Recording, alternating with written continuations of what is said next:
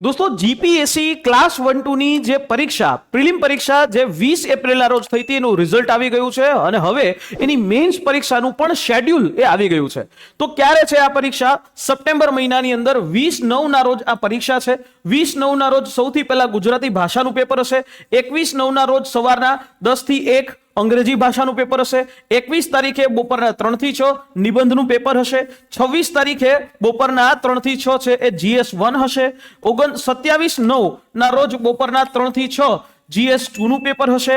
28/9 બપોરના 10 થી 1 એટલે એ GS3 નું પેપર હશે અને 28/9 ના રોજ બપોરના 3 થી 6 એ સામાન્ય અભ્યાસ એટલે કે GS4 આ પ્રકારે પેપર હશે.